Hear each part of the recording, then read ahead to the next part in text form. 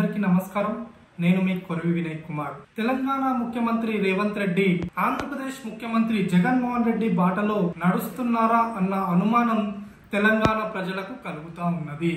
ఎందుకంటే రేవంత్ రెడ్డి తీసుకుంటున్న నిర్ణయాలు జగన్మోహన్ రెడ్డి ఇదివరకే తీసుకున్న నిర్ణయాలతో కలుస్తూ ఉండడమే దీనికి కారణం. ఎందుకు పలు ఉదాహరణలు కూడా నేను చెప్తాను. అవేంటంటే ఆంధ్రప్రదేశ్ ముఖ్యమంత్రి జగన్మోహన్ రెడ్డి అధికారంలోకి వచ్చిన తర్వాత దాదాపు 151 మంది ఎమ్మెల్యేలు గెలవడం జరిగింది. అలానే 22 మంది పార్లమెంట్ సభ్యులు గెలవడం జరిగింది.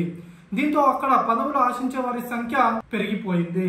అయితే వారిని అకామిడేట్ చేయడానికి ఆయన 2.5 సంవత్సరాలు కొంతమందికి, ఆ తర్వాత 2.5 సంవత్సరాలు కొంతమందికి మంత్రి పదవులు ఇవ్వడం జరిగింది.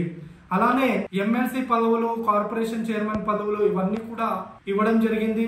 అయితే మరికొంతమంది వారు కూడా పదవులు ఆశించడం మొదలు పెట్టారు. దీంతో ఆయన ప్రతి కులానికి కూడా కార్పొరేషన్లను ఏర్పాటు చేయడం జరిగింది. ఆ కార్పొరేషన్లకు చైర్మన్లను, డైరెక్టర్లను, అలానే మెంబర్స్ ను కూడా నియమించడం జరిగింది. అయితే అదే తరహాలో తెలంగాణలో కూడా రేవంత్ రెడ్డి కేబినెట్ లో 14 కార్పొరేషన్లను ఏర్పాటు చేస్తూ ఒక నిర్ణయం తీసుకోవడం జరిగింది.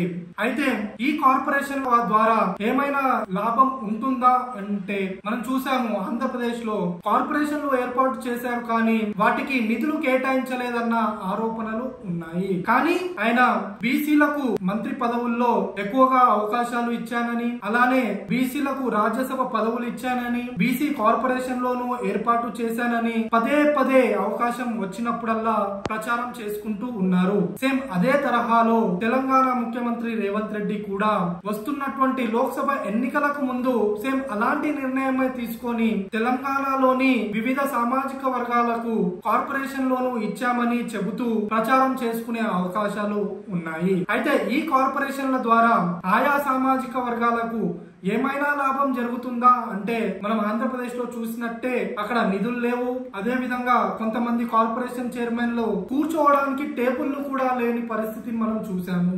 అయినప్పటికీ కూడా రేవంత్ రెడ్డి అలాంటి నిర్ణయమే ఇక్కడ కూడా తీసుకోవడం జరిగింది. అయితే ఈ కార్పొరేషన్లకు పదవులు వస్తాయి కానీ నిధులు వస్తాయా లేదా అన్న ఒక అనుమానం కలుగుతా ఉన్నది.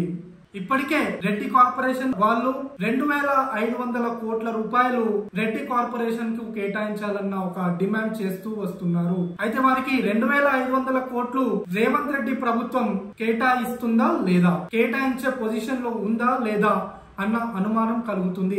ఒకవేళ కేటాయిస్తే ఇతర సామాజిక వర్గాలు చూస్తూ ఊరుకుంటాయా? వారు కూడా తమకు 2500 కోట్ల రూపాయల నిధులు కేటాయించాలని కోరే అవకాశాలు ఉన్నాయి.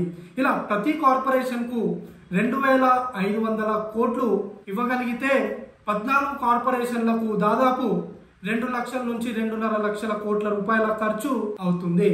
మరి అంత బడ్జెట్ తెలంగాణ ప్రభుత్వం వాటికి కేటాయించగలదా అన్న అనుమానం కలుగుతుంది. అయితే ఇలాంటి సాహసోపేతమైనటువంటి నిర్ణయాన్ని రేవంత్ రెడ్డి తీసుకోవడం నిజంగా చర్చనీయాంశమైన అంశమనే చెప్పాలి. అయితే తెలంగాణ రాష్ట్రంలో 10 సంవత్సరాలు కాంగ్రెస్ పార్టీ అధికారానికి దూరంగా ఉండడంతో కాంగ్రెస్ పార్టీలోని కార్యకర్తలు, నేతలు పదవులు ఆశిస్తున్న విషయం వాస్తవమే.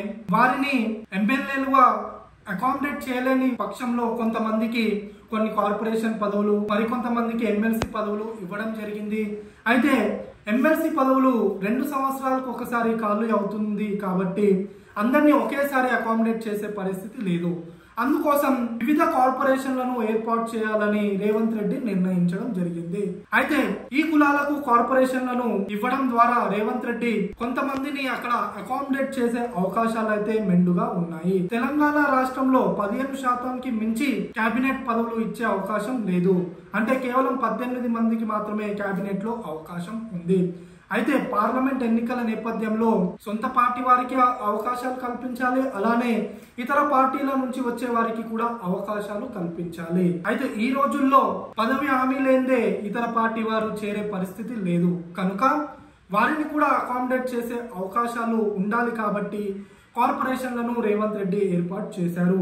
అయితే నిజంగా ఈ కార్పొరేషన్ల ద్వారా ఆయా సామాజిక వర్గాలకు ఎంత మేరకు లాభం జరుగుతుంది అంటే ఆ కార్పొరేషన్ల ద్వారా రుణాలు పొందడానికి అవకాశం ఉంటుంది, సబ్సిడీలు ఇవ్వడానికి అవకాశం ఉంటుంది తప్పిస్తే ఆయా సామాజిక వర్గాల ఉన్నతికి ఇవి పాటుపడే అవకాశాలు ఎంత మాత్రం కూడా లేవనే చెప్పుకోవాలి. అయితే బీసీ కార్పొరేషన్ల ఏర్పాటు వెనుక ఒక బలమైన కారణం కూడా ఉంది. ఎలాగైతే జగన్మోహన్ రెడ్డి తాను బీసీలకు పెద్దపీట వేస్తున్నానని చెప్తున్నాడో అదే విధంగా తెలంగాణలో కూడా తాను బీసీలకు పెద్దపీట వేస్తున్నానని చెప్పుకునే ప్రయత్నమే రేవంత్ రెడ్డి చేస్తున్నాడని చెప్పుకోవాలి. అయితే ప్రస్తుతం తెలంగాణ రాష్ట్రంలో బీసీలను తమ వైపు తిప్పుకునేందుకు ఒకవైపు బీజేపీ ప్రయత్నిస్తుంది. మొన్న జరిగినటువంటి అసెంబ్లీ ఎన్నికల్లో బీసీని ముఖ్యమంత్రి చేస్తామని ఇప్పటికే వారు ప్రకటించడం జరిగింది. ఇక బీఆర్ఎస్ కి వస్తే వారు ప్రకటించినటువంటి 9 పార్లమెంట్ నియోజకవర్గాల్లో దాదాపు 4 నుంచి 5 బీసీలకే సీట్లను కేటాయించింది. అంతేకాకుండా బీఎస్పీతో పొత్తు పెట్టుకొని తమది బహుజనవాదమే అని చెప్పుకునే ప్రయత్నం బీఆర్ఎస్ పార్టీ చేస్తుంది. ఈ నేపథ్యంలో రేవంత్ రెడ్డి తాను కూడా బీసీలను తన వైపు తిప్పుకునే ప్రయత్నం ఈ లోక్సభ ఎన్నికలకు ముందు చేశాడనే చెప్పుకోవాలి. అయితే ఈ బీసీ కార్పొరేషన్ల ఏర్పాటుతో ఎంతో కొంత కాంగ్రెస్ పార్టీకి వచ్చేటువంటి లోక్సభ ఎన్నికల్లో చెప్పుకోవడానికి అవకాశం ఉంటుంది. దానివల్ల ఎంతో కొంత లాభం పొందే అవకాశం కూడా ఉంటుంది. కానీ ఎలాగైతే జగన్మోహన్ రెడ్డి ఆయా కార్పొరేషన్లకు నిధులు కేటాయించలేదో అలానే రేవంత్ రెడ్డి కూడా ఆయా కార్పొరేషన్లకు నిధులు కేటాయించకపోతే దీర్ఘకాలంలో చాలా తీవ్రమైనటువంటి రాజకీయ ఒత్తిళ్లకు అలానే ప్రజా వ్యతిరేకతకు గురయ్యే అవకాశాలు కూడా ఉంటాయి. ధన్యవాదాలు ఫ్రెండ్స్.